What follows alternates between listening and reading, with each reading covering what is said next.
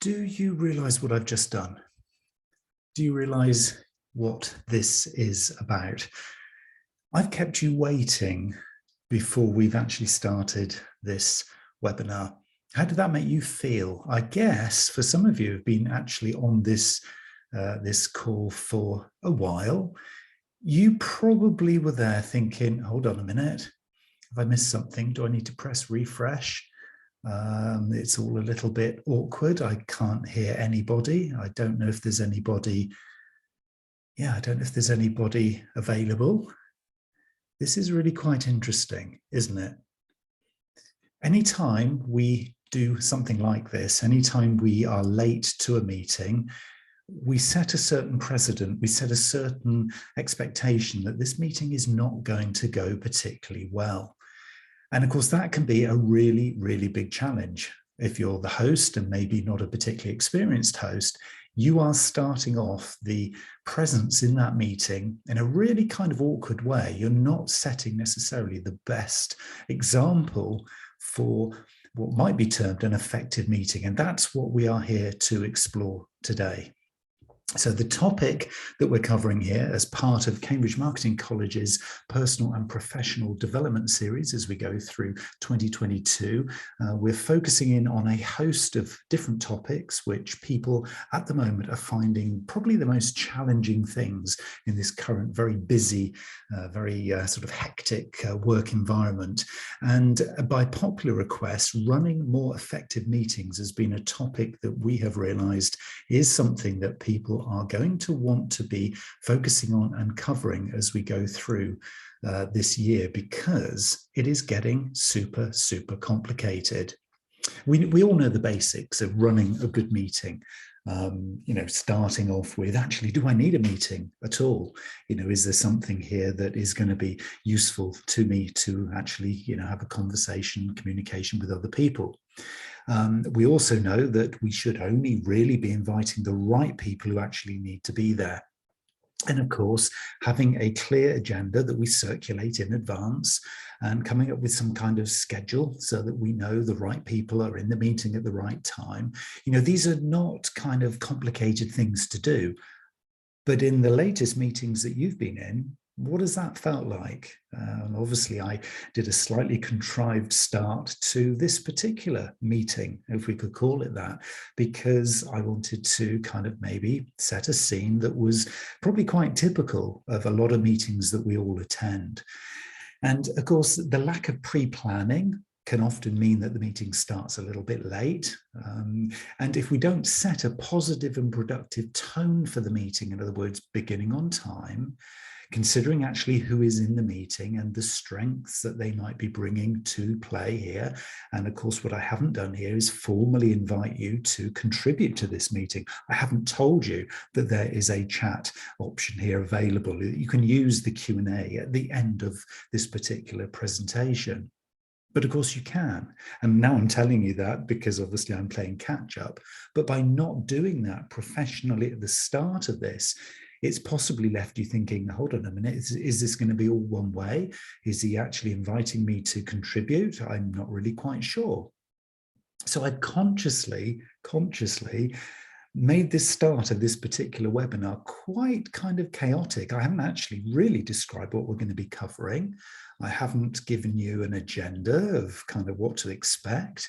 I haven't said who's on the call, how to kind of interact with them or not. I haven't really set expectations here. I haven't said that we're going to be recording this or we're not recording it. I haven't said about, who's going to be taking any notes if that is required. I haven't even encouraged you to take notes. And I also haven't really formally and officially invited you to put your questions or comments into the chat box or the Q&A at the end of the presentation. So how does that make you feel then as an attendee? It's kind of all the things that we know we should be doing, but how many people actually do that? So as we go through this particular presentation, and yes, I'll be serious for a moment now, there is a chat facility and we are going to do a Q&A at the end of this. So please do add any questions that you have into the menu bar. And we can talk about any of the challenges that you've had, things that you observe as we go through some of these ideas and techniques that I want to share with you in terms of running more effective meetings. So I really, really would encourage you to do that.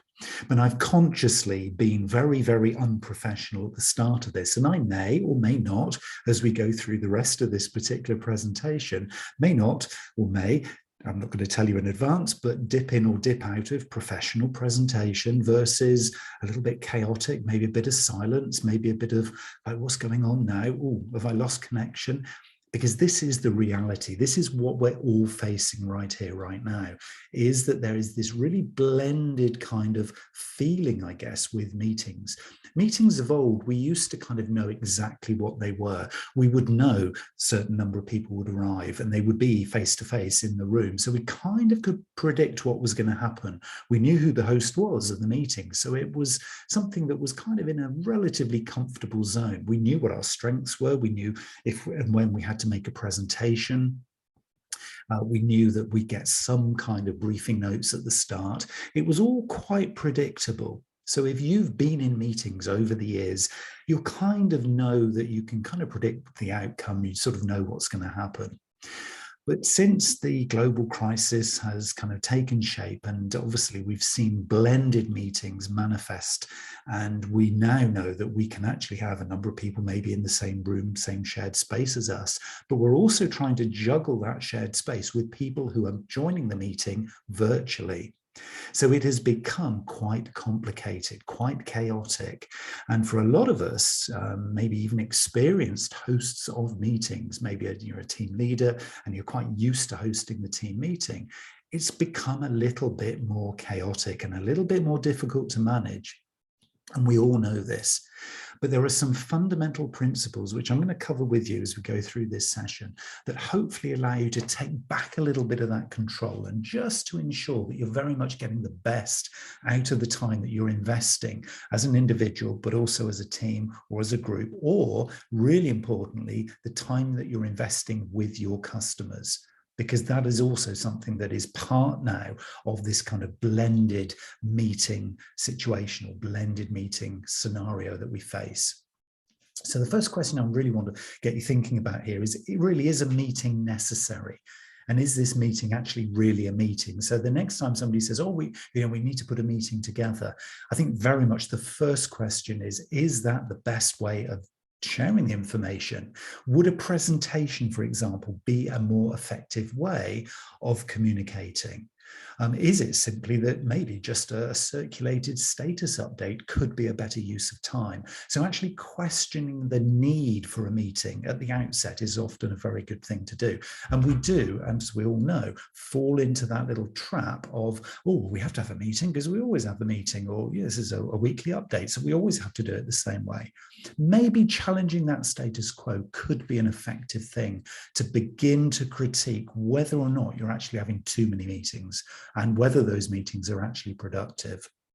Now, the first thing I did at the beginning of this particular conversation was I didn't start on time. And I consciously didn't start on time because I just wanted you to kind of sense, as a little bit of a wake up here, what it's actually like, and that slight confusion of, are we actually starting on time? Have we kind of checked in with everyone? And actually every 10 minutes, just making sure everybody's okay. And that would be one of my first little tips. A lot of the time, as hosts in meetings, we don't necessarily check in with everybody. We're trying to manage the noisy characters, and we'll explore those in a while. We're trying to kind of keep to the agenda because we've set that agenda. We want to make sure we've ticked all the boxes. And sometimes we can lose sight of maybe the quieter members of the meeting who might have something to contribute, but we didn't really check in with them until maybe right at the end. So starting on time and checking in with everybody is going to be a real kind of theme as we go through this, because it is super important. And another thing that we do need to check out here is whether or not the meeting is at the optimal time for everybody. Now, this is really, really important, because if the meeting isn't at the optimal time, particularly if you're talking with external stakeholders, so customers, suppliers, business partners, it's really important that you reflect a mutually convenient time. A lot of the time, I'm attending meetings where it's actually not that convenient for me. I've got international clients, and of course I need to try and blend in that kind of working across time zones. I need to kind of blend my working life with their kind of time zones and their reality. So we have to be very, very mindful of the others who are involved in the meeting. Okay, so we'll explore how we can deal with that. And one of the great things that has come out quite recently from this, just a little question mark that's come up in the Q&A. Will we be sent the slides afterwards? Yes, Marjorie, the slides will become available to everybody who's registered. So yes, you don't have to take a load of notes, but hopefully if that is helpful to you, then please do so. But yes, the slides will be shared. The thing that's really come out of these blended meetings, and one of the key things that I've noticed in terms of the real quality of outputs, is the idea of the breakout. Okay, so this wasn't something really we'd use apart from maybe in a big meeting, maybe a big team meeting or an away day back in the day. Whereas now the power of breakouts, and if you've used Teams meetings and you've used Zoom and other services are available, you will have noticed that the breakout, particularly for larger groups, is becoming very, very in vogue, very, very in fashion. And I think that's one of the really great things, even for small meetings, the power of the breakout, where you break the meeting down into little kind of manageable bite-sized chunks. And that can often be a very useful way of managing it.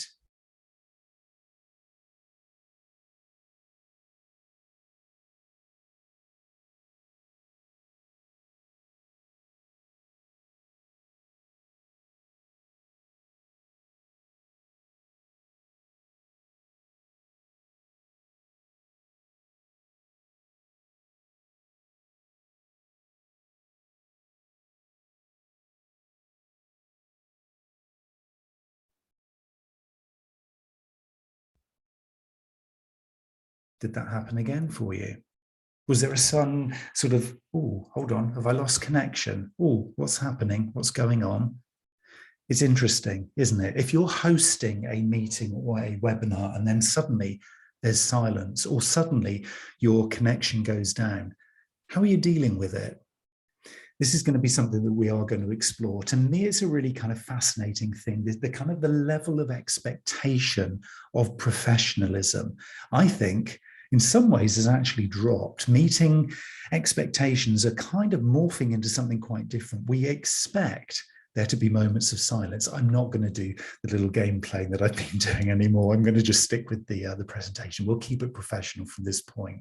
But I just wanted you to kind of, again, just be aware that these things happen. Bandwidth will suddenly drop, connections will drop. And if you're hosting a meeting, how are you going to cope with that? So whilst the power of the breakout is great, you still need to be able to keep control, particularly if you are hosting a meeting virtually.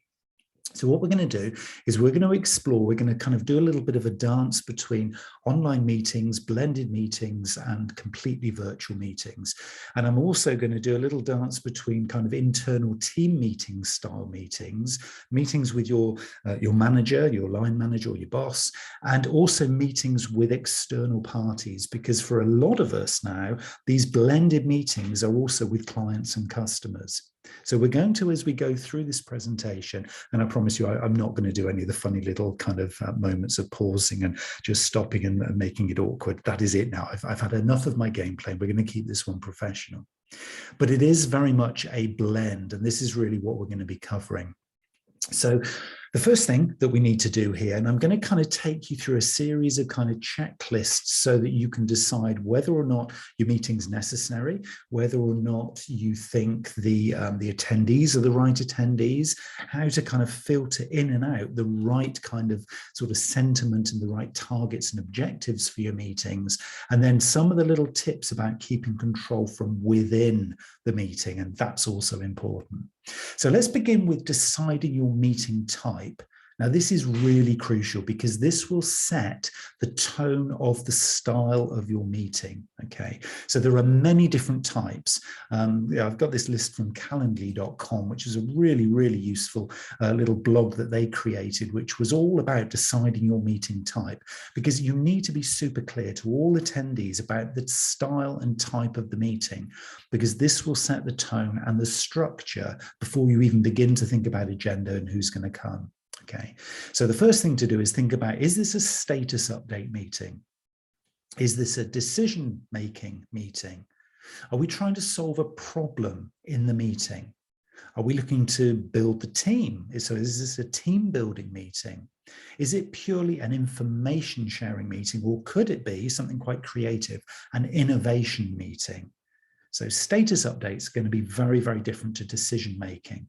The format of the meeting, the structure, the style of the meeting is going to be very, very different, fundamentally different based on your choice. So status update, decision making, problem solving, team building, information sharing, or innovation.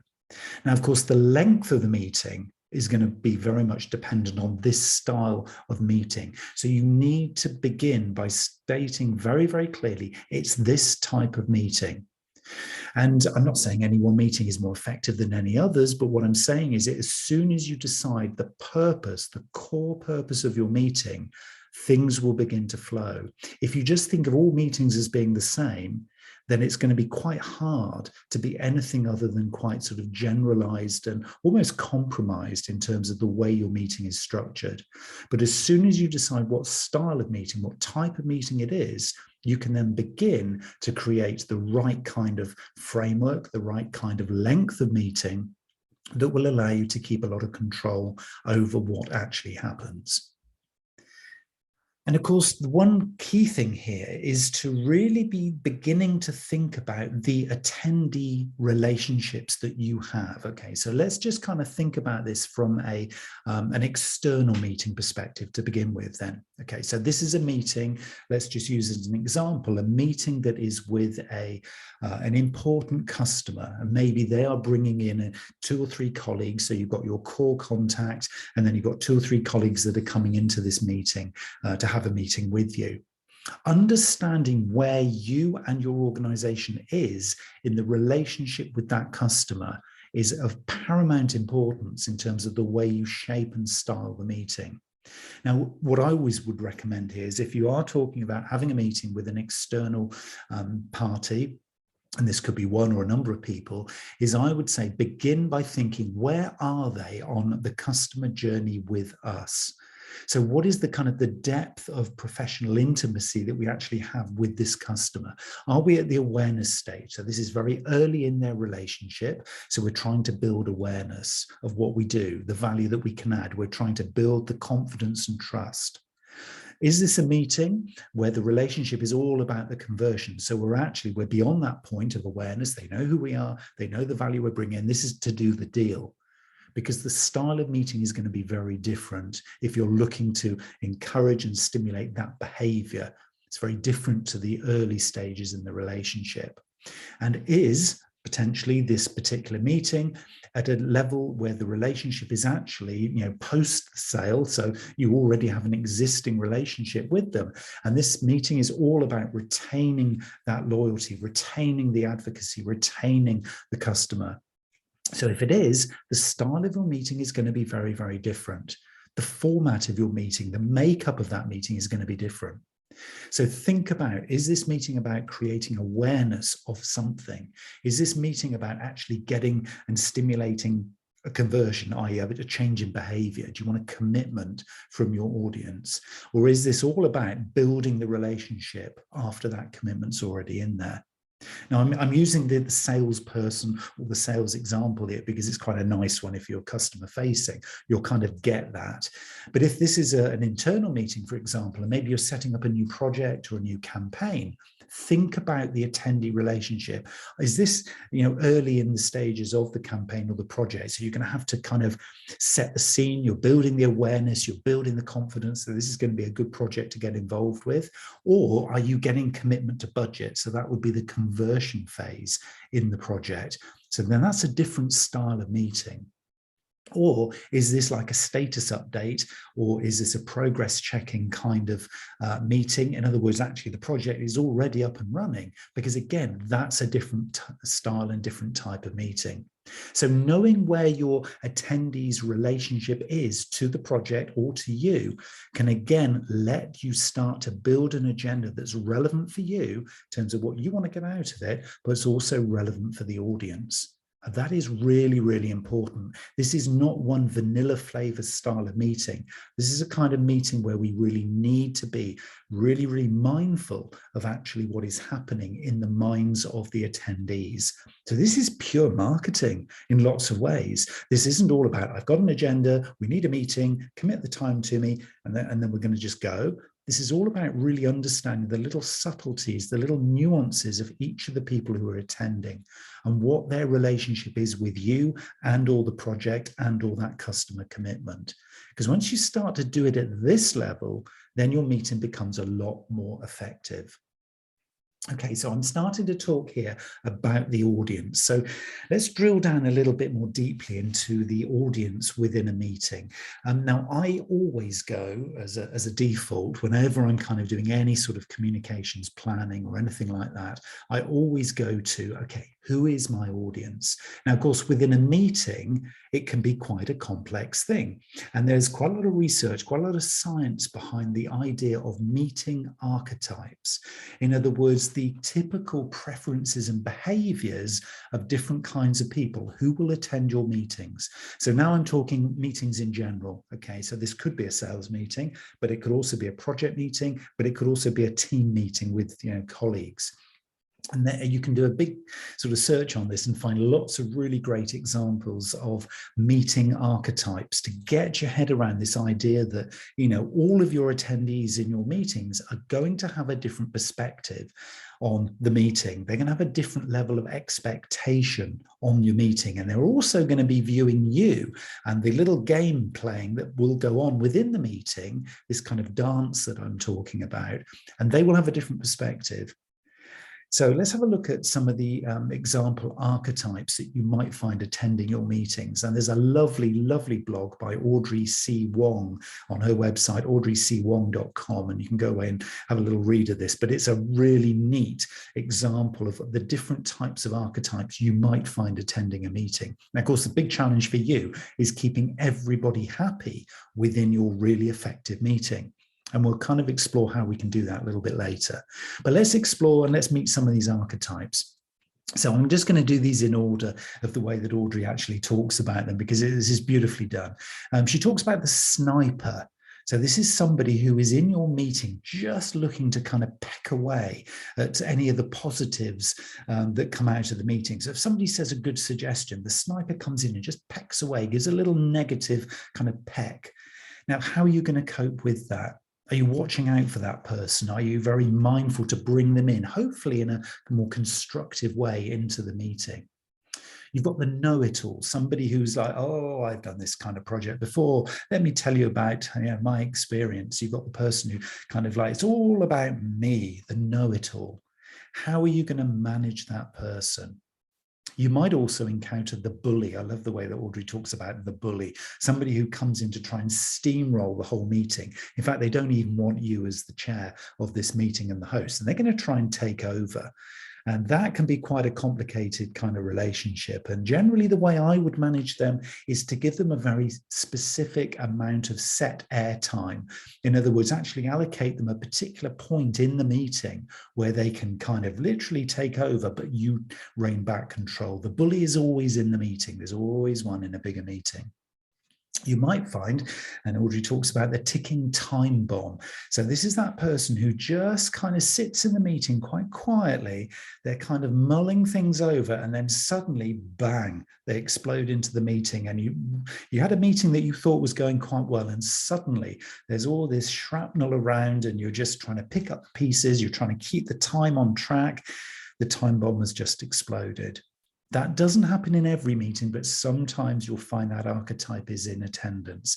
The trick is to pay attention at all times and just be very mindful of who's in the room, kind of thing. The over-explainer is another really interesting archetype. The over-explainer will be the person who is going to really challenge your time management. And here, the trick with managing the over-explainer is to let them prioritize maybe the top 2 or 3 things that need covering, and do allow them a chance in the AOB, so that the any other business, to kind of maybe come back and clarify, or give them an opportunity within a breakout to go and do a deeper dive on what they want to talk about. But the trick here is, if you really have to, is to over talk and explain to everybody that, that's a really valid point, that's really interesting, but we don't necessarily have time within this meeting to go that deeply. So maybe we'll arrange another meeting to go into that in more detail. So the over-explainer can be given the value of their input by allowing them to have a follow-up meeting. The naysaying technologist is another one that Audrey Wong describes as a meeting archetype. And this is really quite an interesting one, because the technologist has that kind of almost that power in the meeting of just knowing a little bit more than you and I do. They're kind of there from a technical perspective, and they can always pull the rug out from under our feet. They can always just put that little kind of that moment in where people then start questioning the way that things are being discussed. So the trick with them is to try and get them on side early on. So maybe you have a pre-meeting. I'm going to talk about pre-meetings in a moment, but maybe have a pre-meeting with the naysaying technologist, so that they know that you get them. They know that you understand the value of their input, because there's an ego thing going on here with that archetype. There's also the spy.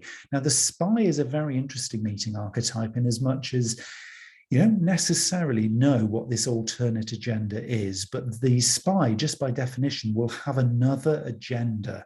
So it might be that they are looking to poach people from your project team to get them onto theirs.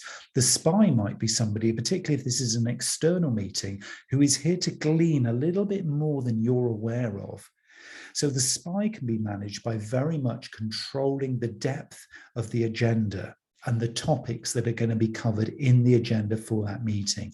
If you have any queries or any kind of suspicions that there might be a spy in the room who's going to take some information out of the meeting and use it to the detriment of others, then it's often worth just keeping a very, very sort of fine balance, if you like, in terms of the level of detail that this meeting goes into. Always, always, always in your back pocket, you have the opportunity to say, I think we need to park that one for this meeting, but let's arrange another meeting. And that's a really, really key tip to effectively hosting a meeting where you have multiple archetypes like this, because it allows you then to just say, it's a valid point, but we're going to cover that another time. So if you feel there's a spy in the meeting, you can use that little technique. Another one which I find so amusing is the angry elder. Audrey Wong talks about the angry elder, and I guess in a lot of larger organizations, particularly well-established organizations, we've seen these characters. We know that they're here. And you can spot them a mile off. They're the ones who sit there with their arms folded and, oh, when we did it like this last time, that'll never work, because I know it'll never work. And they have this almost sort of innate bitterness inside them to kind of shoot you down if you come up with a good innovative idea. Well, that'll never work. So again, with them, it's like, well, thank you very much for your input, but are there ways that we might be able to kind of turn this one around? So maybe reframing and rephrasing a question or a particular point of view and asking for their valuable, wise input, because if they are an elder in the organization, even though they might be bitter and twisted, you can often turn that one around by just giving them the opportunity to maybe reframe their answer. And the final one that Audrey talks about is in the typical meeting archetypes is the introvert. Now, I can really, really identify with this one, because this is me. I am the introvert in the archetype meeting setup. And the introvert typically is the one who's going to say very, very little, but when they do talk, it's worth listening. And the reason being is the introvert as a meeting archetype is the one who doesn't actually say a lot, but because they're actively listening, they're actively observing, they're often assimilating all the quality stuff from the noise that's going on around them. And because they're great reflectors, they often get misunderstood, or they often get missed out of the conversation. But Make sure if you're a meeting host, you can identify very, very quickly if you've got any introverts in the meeting, because they can be very, very valuable in terms of the summing up or the prioritizing or the cutting through the noise if it becomes a very busy, hectic meeting. Go to the introvert. They're your go-to for that kind of that cutting through the noise kind of perspective. So I just love those meeting archetypes from Audrey Wong. So if you want to read more about meeting archetypes, go to audreycwong.com and see what Audrey says on this topic. And there are many, many others. I found another very, very good example here from promptworks.com. And they talk about a number of other archetypes as well, things like the facilitator.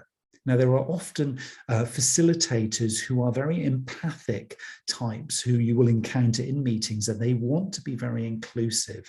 Now, this might be you, and inclusivity is a very, very strong skill, or it's a very, very strong technique to practice within an effective meeting. Being a facilitator means that you are inclusive. So you are encouraging the inputs based on the preferences of each individual. The facilitator will spot very, very quickly in the room or in the virtual meeting the people who have got something to add but are much more comfortable about reflecting. So the introverts, typically, they will find it very easy to spot the people who don't want to be in a big noisy team, and they might decide to put them very quickly into breakouts, or they might give them the opportunity to reflect and then say, I'm going to come back to you towards the end of the meeting because, you know, I think you're going to have a good sort of number of points that you'd like to make, but I'm going to give you some space and time. Because, of course, when we talk about particularly team meetings, we often kind of think of this kind of extrovert world where everybody's, you know, chipping in, everybody's coming up with these great blue sky thoughts and ideas. And often for a lot of the meeting attendees, that isn't their preference. They're not of that archetype. And that can actually be quite discomforting and quite awkward for some people. So we've got, as team hosts or as meeting hosts, we've got to be very mindful of the way that the different attendees within our meetings are going to be exhibiting their behaviors and their preferences. So being very observant of actually what's going on in our meetings is really, really critical to running an effective one. And it's never become any more critical than when we're working with different cultures, different nationalities and different languages. So if your natural language, so let's talk about English in this particular example, if you have team players or team people in your meeting, you maybe have customers in your meeting who don't have your language as their first language, then we have to be very mindful of that in terms of the way we structure the meeting, the speed at which the meeting is conducted, and the language and style of that meeting. Some cultures and some nationalities do not exhibit the same kind of meeting styles as yours necessarily. One that is actually a very, very clear one is if you have a meeting, if you're very much of a Western culture, and I'm going to put myself into that category, and maybe you're having a meeting with, say, Japanese colleagues, and I know that I've been very, very mindful when I've been talking to Japanese clients who I've had in the past of their meeting style is very, very different, fundamentally different to the meeting style of a Western culture. The pace is much more steady, it's much more measured. We don't have the peaks and troughs of energy flow. It's a very, very much more measured, controlled, calm kind of environment. And so we need to be mindful that if that is our audience, then we need to go there. We need to understand and practice the style of the culture and the nationality that we're working with. And again, using the Japanese example here, typically with Japanese meetings, what you'll find is that if you think, oh, we're going to have a great big blue sky thinking meeting here, and I want everybody's opinion, come on, everybody contribute. That is not a Japanese style of doing business. The Japanese like to reflect. They like to internalize and be very, very quiet and sit with a concept or a question. Whereas in a Western world, we'd be like, oh, well, who's looking around the room for the first person who's going to contribute? And in fact, let's do a round the room style meeting. So I want an answer from you, then I want one from you, and I want one from you. In Japanese culture, that would be actually quite insulting. That simply will not work. You will not get any feedback at all. So it's very, very interesting to then kind of invite in a suitable style inputs into the meeting. And it might be that a short written response is more effective than a let's just do an open kind of idea dump into the center of the meeting of all the kind of blue sky sort of innovations that we want to be able to come out of this meeting with. That simply won't work in that style of culture or that style of meeting. So different meeting preferences, different archetypes, different behavioral styles are some of the fundamental building blocks of running an effective meeting. So how do you actually begin to do that kind of thing? Well, I use the phrase pre-search. Okay, so this is kind of like pre-research. It's a play on words. But particularly if you are encouraging people to attend a meeting or you're inviting people, and especially if they're external people, so they could be from your agency or they could be a business partner or a reseller or a customer, you need to do your pre-search. This is your pre-research to find out who is going to be in my meeting. Actually, do they have specific preferences? Can I identify or maybe do a best guess at some of their archetypes or their kind of behavioral styles? Can I kind of figure this out in advance? Because if I can, then we're going to start this meeting on the front foot, not on the back foot. Because the last thing you really want to be doing is trying to figure that out as you're controlling the time in the agenda. So do your pre-search. Look your people up on Google. Do maybe a pre-connection on LinkedIn. You can look at their other social media as well. Look at the business. Is there a particular style and tone of voice, maybe of this other business that you're going to be meeting with? Look at sort of the other colleagues who might be brought into the meeting. A lot of the time when you're working with external parties, what you might find in the meeting is it's not just your key contact who's going to attend. They might bring others in. So asking for the right people to be in on that meeting or that call is a really good way of at least gaining some sort of control over how this thing is going to work out. And of course, background knowledge like this allows you then to do away with all of that within the meeting, and you can have a deeper discussion. And what you're doing is you're actually elevating the meeting to the next level before you even start. So this is all about doing your homework, do your pre-search before you even begin to create the agenda. So knowing the preferences, knowing the archetypes, knowing a little bit about the background allows you to shape up the essence of what your meeting is going to be, which of course then brings in the whole subject of planning.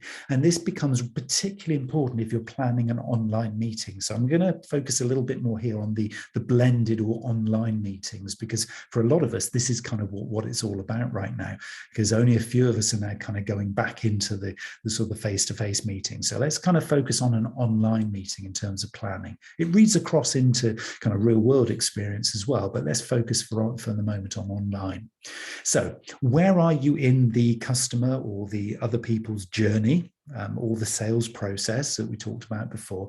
And in fact, is this actually going to be focused on that? So in other words, have you got a very clear outcome that you want from the attendees? So do you want them to commit to something? Do you want the attendees to sign on the dotted line as to, okay, I'm committing to this project or to this sale? So what is the ultimate goal of the meeting? Do you need, as you go into creating the plan for your meeting and the agenda, do you need a pre-call with the attendees? Do you need to kind of preempt what is going to be done sort of upstream of the meeting? And who are you going to have on the call? And most importantly, why do you want them there in the meeting? If you can't answer the question, why is this person being invited?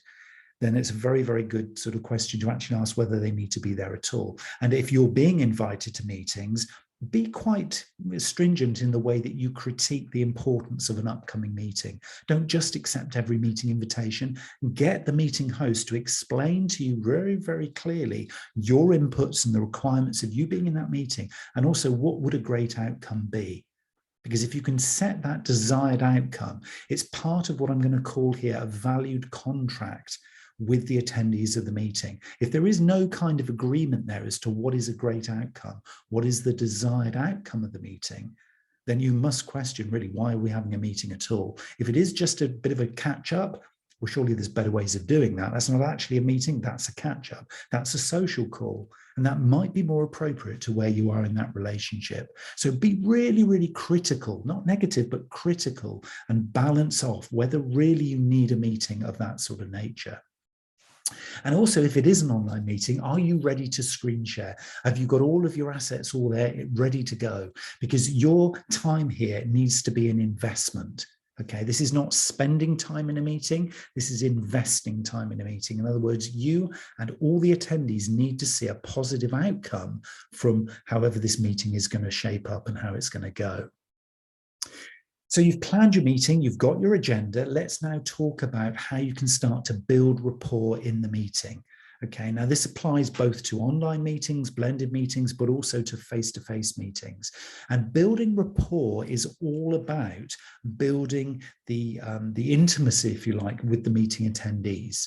Okay, so this applies to every style of meeting. And what we're going to be doing as hosts is thinking about the mirror effect. Okay, this is all about body language.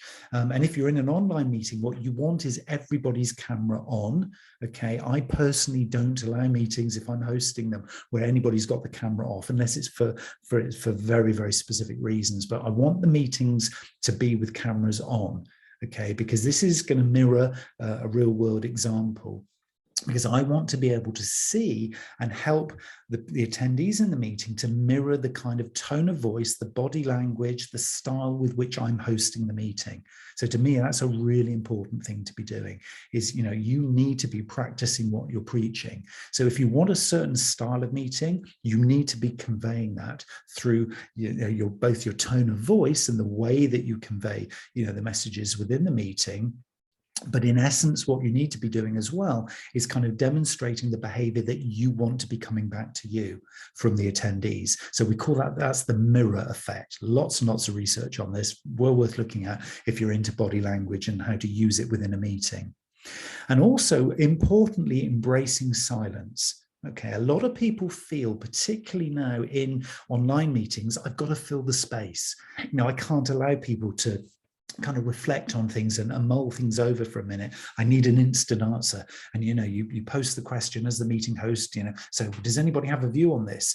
And then you're waiting for the answer and, oh, nobody's spoken. Okay, so I'm going to fill that void. And what you don't give people a chance to do is to just ease into the question and come back with a quality response. So I would encourage you to both do the mirror effect, but also embrace silence. That is a key way of building rapport with the individuals within the meeting as you're having those conversations. Now, it might be that you're looking to build rapport from a presentation in a meeting. Okay, so part of the meeting is you doing a presentation, and that is to build the relationship with the attendees. And what I would say is you can use a phrase that's really, really helpful at the start of the meeting by actually just setting the scene by saying the words, "This is a productive meeting." And by just literally saying those words and then following up with what you then want to talk about, it just raises the energy level of the meeting. Okay, it doesn't make it super exciting, but it just brings anything that might have turned into a bit of a neutral, it brings it into the positive again. So remember that phrase, "This is a productive meeting. And now I want to tell you a story about," and then you go into your presentation. Okay, so it is about storytelling. Presentations in meetings are not really presentations. You can send those things as PDFs in terms of status updates. You can send those things through Microsoft Teams or by email. That's not what a meeting is for. It's not really about a presentation. It's about the storytelling of the value behind the presentation. Okay, so that's what people really have come to hear, because they can read the numbers. They don't need to see the numbers and to have you talk them through. What they want is the story behind it. Where's the value? Where's the outcomes? What do we need to do next? So building rapport in a presentation is not about going through your presentation slides. It's about helping people to understand a broader context. It's about understanding the higher level, what I always call the clothes hanger, that overarching message. And that generally is the leave behind. If they only remember one thing from the presentation, then you've got the rapport. Okay, so you've got to decide, what is this one thing I want them to leave behind? And it probably is only 10% of the message. You've probably got 90% of your presentation is all about the data. It's all about the detail, but they're only going to remember 10%. So what is your 10% message? Well, it should be the overarching value that your presentation brings, not the detail behind it. That's a leave behind or something you can follow up with. So again, important that you set the context right. And an interesting one as well, particularly in an online presentation, is that if you want to draw people's attention and really build rapport and help them to understand the journey you're taking them on, use the color blue. There's a lot of research behind the psychology of color in meetings and how it's used to keep people on a flow. Blue is your call to action color. So if you want to draw people and keep them on side with you, it's a very subtle little prompt or little technique, but use the color blue. So if you want them to focus on a point on the screen, if everything else is in red or in gray or whatever, if you want them to focus on a point, make it blue. That is the color of the call to action. And by making their life easier, it's easier for them to follow the story. And if they're following the story, you both get to an endpoint in that presentation where it's a win-win. It's a mutually beneficial endpoint. So again, you're going to be felt of as the host that really understood me, the host that really understood the rest of the audience, and basically the host that was active listening. And this is what, again, we need to do. Running effective meetings is all about actively listening to the audience as we go through the meeting. So we've prepared it, we've planned it, we know our archetypes, we know how they're going to respond. We've got the agenda of the meeting, we know what the expectations are, we've presented to them. But we also, in parallel to that, need to be actively listening. Okay, so we need to be watching for eye drift. Okay, we need to be watching for those little moments, particularly in an online meeting where you see somebody's eyes drifting away and then they're going from left to right and left to right. And I know what they're doing. They're reading their emails. Of course, we don't want that. We want them to focus on a good output. We want to focus on them inputting to the meeting in an appropriate way. So as soon as you see eye drift, as soon as you see any kind of lack of attention, or maybe you just see their heads moving away from the screen, so they're really not focused in on you, that is the time to either ask them a direct question, is to bring the meeting back to a particular point, or move on to the next point on the agenda. You have the opportunity here to punctuate your meetings. You're in control, both of the time and of the agenda. So use that if you spot any of your attendees drifting. Okay, as soon as you've got drifting going on, they're out of the meeting. And it's not a really helpful thing to you. So then focusing back on the next questions, being a focus on the goals and the priorities of the meeting, brings everybody back into line again. And of course, a meeting as you're going through it is this, and I've used this phrase dance, and it is a dance. You're going and you're ebbing and flowing as you go through the agenda and through the time. But by actively watching, you know when it's time to speed up, you know when it's time to pull off and ease off the gas and just give people a little bit more space and time to express themselves.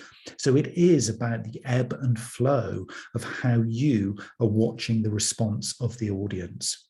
And this has never become more important than actually when you have a meeting with your manager, because what the manager wants is not for you to give them an update. Again, an update can be something you send in advance.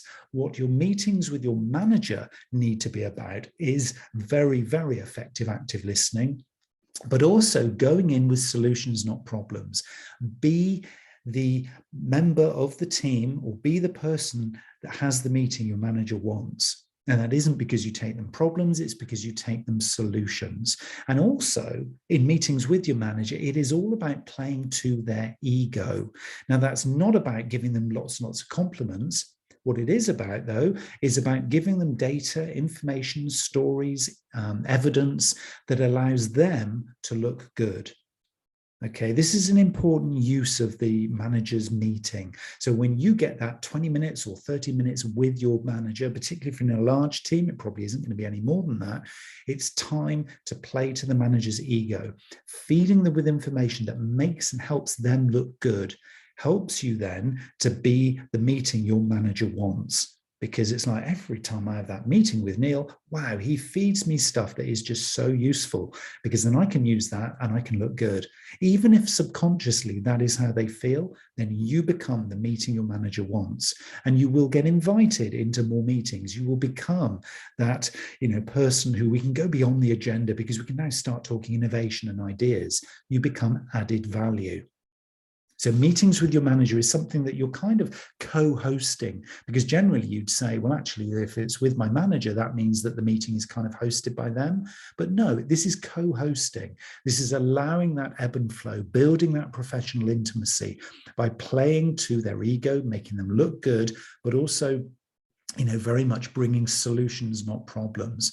And ultimately, that's really what you're asking for from all your attendees in all the meetings that you have. It isn't about identifying problems and then going all super negative on it. It's about switching the narrative around, switching the way that you frame a question so that it encourages and stimulates solutions, not problems. Now, of course, this often comes up in, and I'm going to just flip back into the online sales meeting agenda here for a moment, is because often that will be, and we call those kind of barriers to sales. We call those kind of challenges.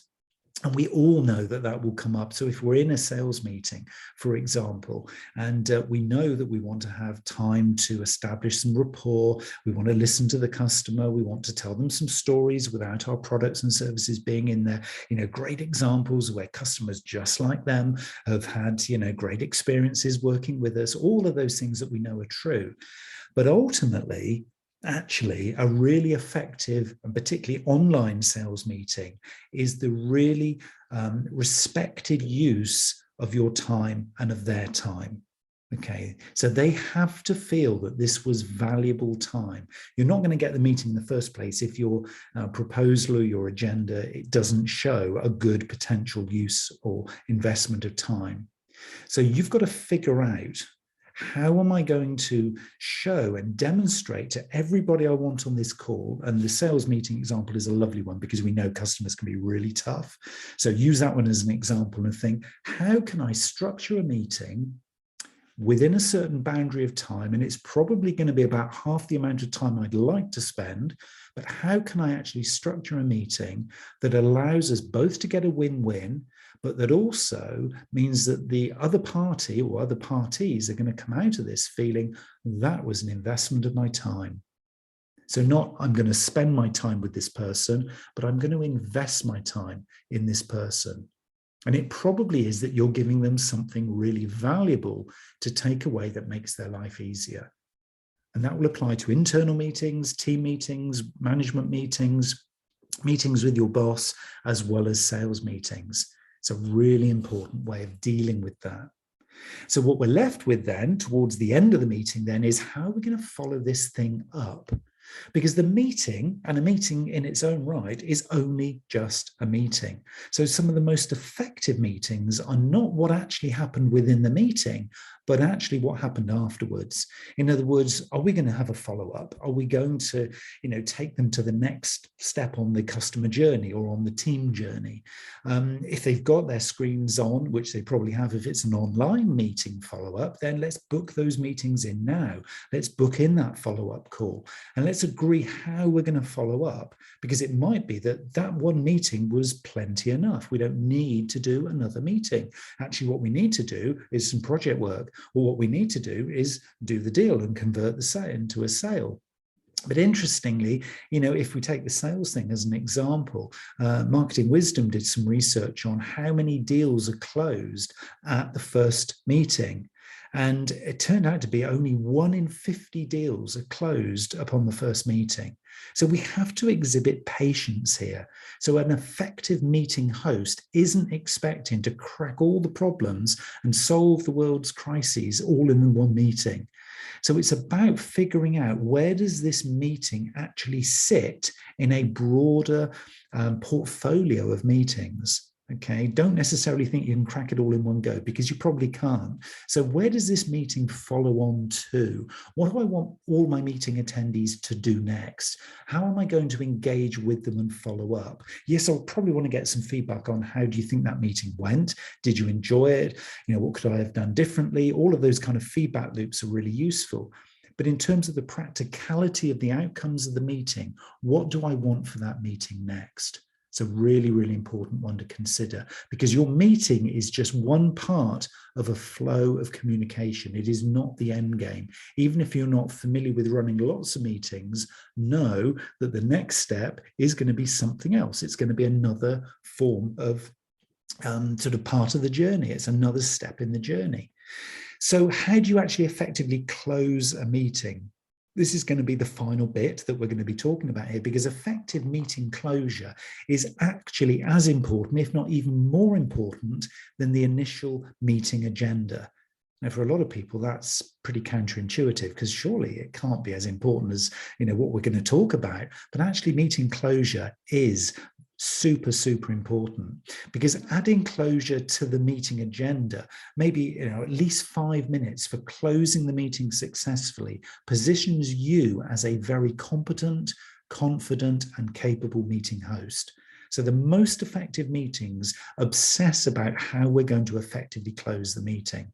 Okay, and this will include things like a summary of the outcomes, and importantly, whether the desired outcomes that you've established up front with all of the attendees, whether or not they've been achieved.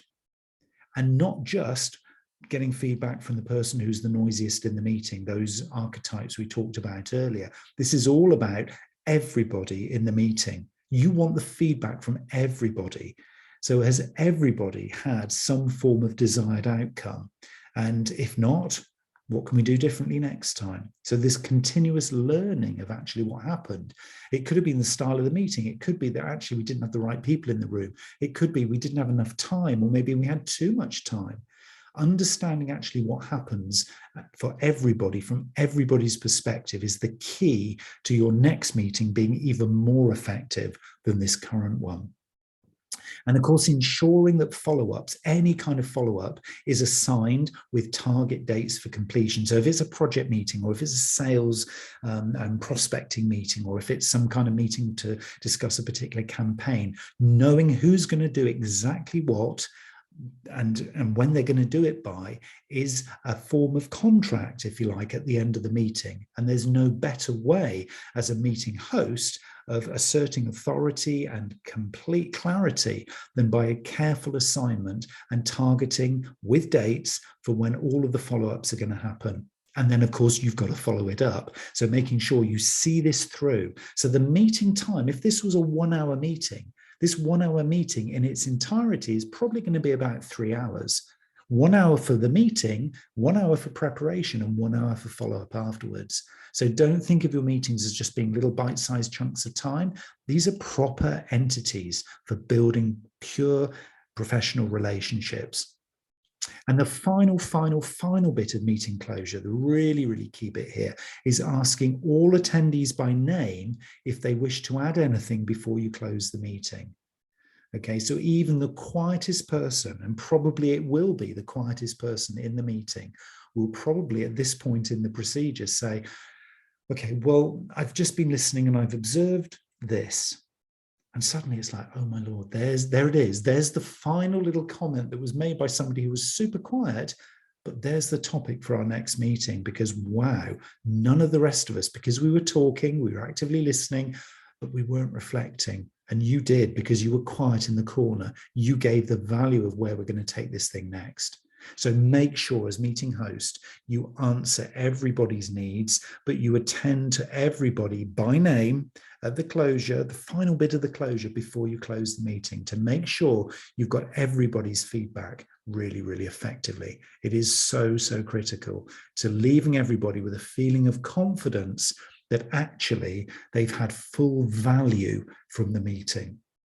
And so my final tip that I'd like to suggest here in running effective meetings is, and it can be summed up by a comment that came through from rhythmsystems.com. And this for me just sums everything up, is creating a full value contract for every meeting.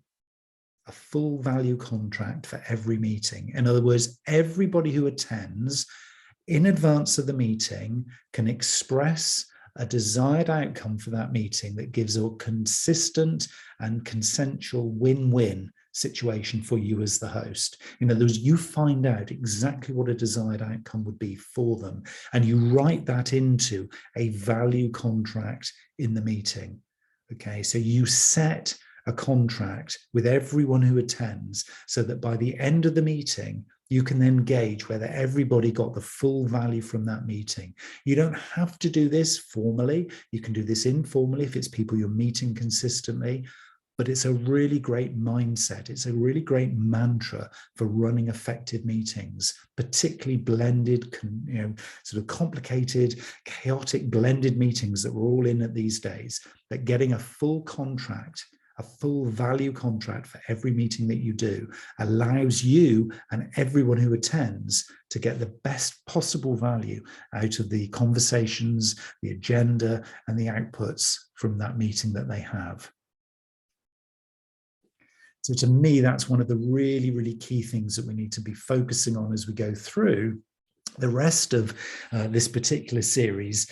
And you'll know that we have a number of different other sort of topics in this particular series. And I'm finding this really, really fascinating as we're kind of going off at little kind of tangents in this series, and really exploring some of the deeper kind of things that people are finding most challenging right now. And I think this has been one that, as I said right at the outset, has been one that has been by popular demand, because a lot of people have said, okay, it's fine when I can get people together and, we're talking all this great marketing theory, but how can I actually manage a meeting more effectively? And so, of course, this is something we need to practice. All of the topics that we've been covering in this series so far this year, and we'll continue to run sort of through deeper into the year, are all about putting these things into practice. So I hope that there have been enough sort of ideas and things for you to kind of go away and explore for your own meetings. And again, start small. This is one of the key things about these topics, is start small and local. You don't have to be then saying, right, I need a meeting with everybody in my business to be able to make this thing happen.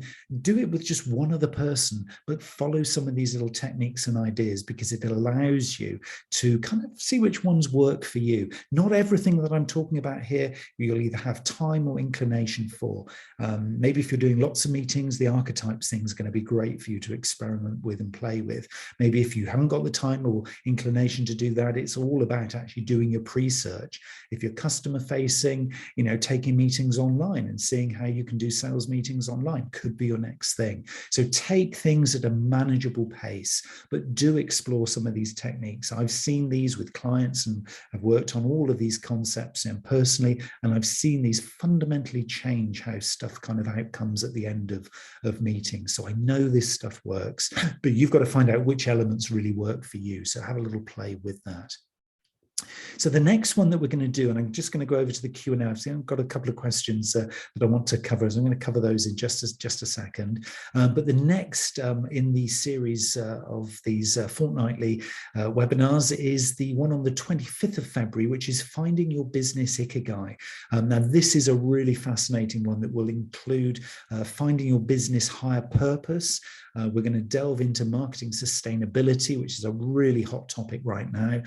So we're going to look at how you can actually get your business doing more of the things that it loves and that it makes profit from, but that are right for the planet and are right for all of the stakeholders. So if any of that stuff kind of resonates with you, Finding Your Business Ikigai, the true higher purpose of your business, topic I'm absolutely passionate about, is something that I'd love to share with you some ideas on that one on the 25th of February. So come along to marketingcollege.com/events to register for that one.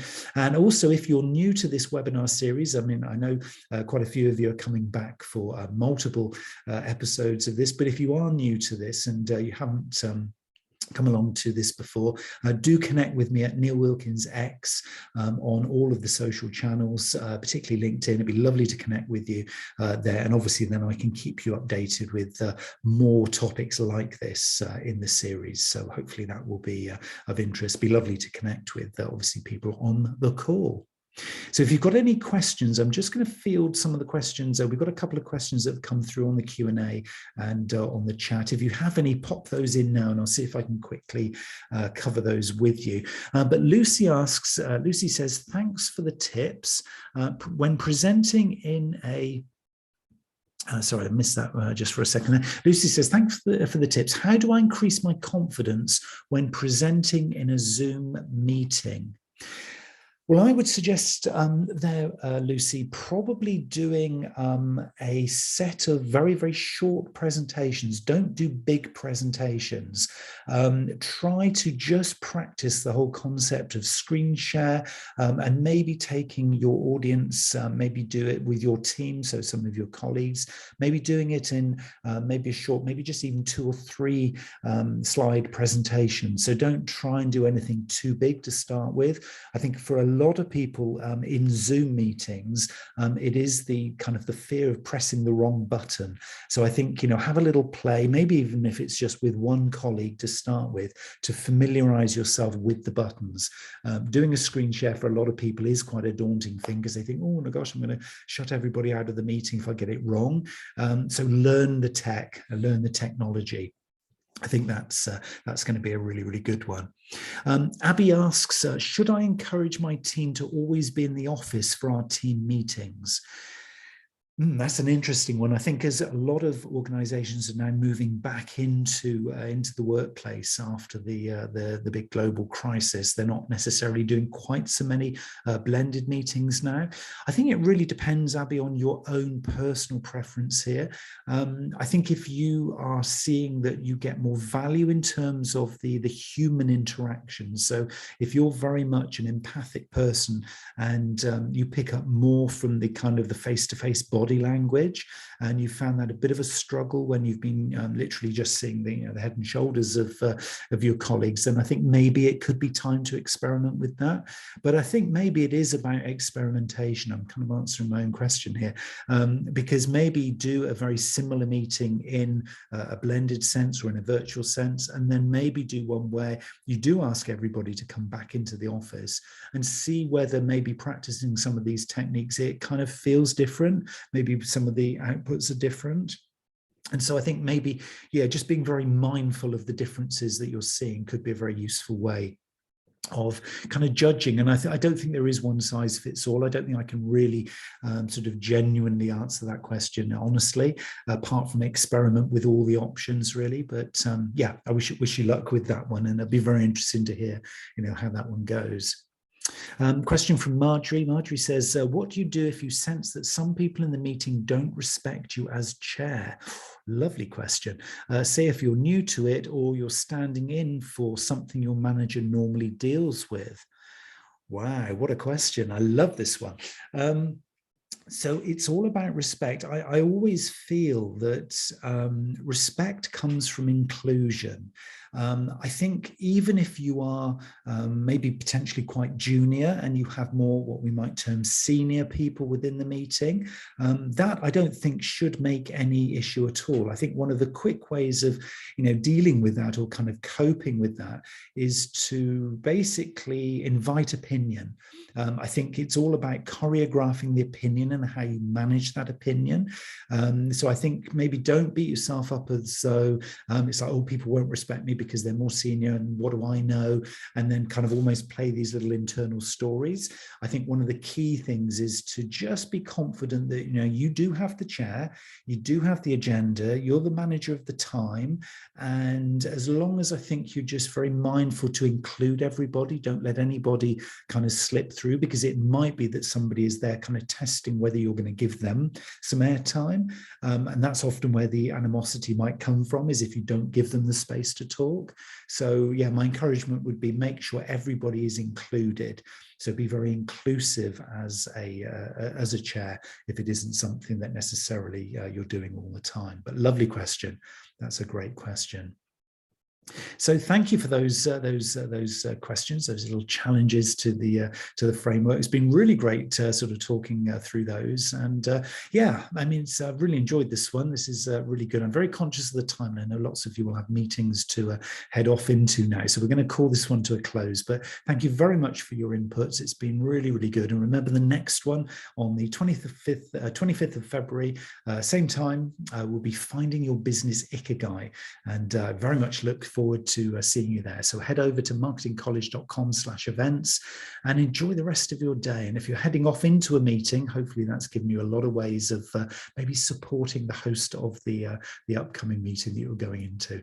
So thank you very much for attending again, and I wish you a very, very good day going forward.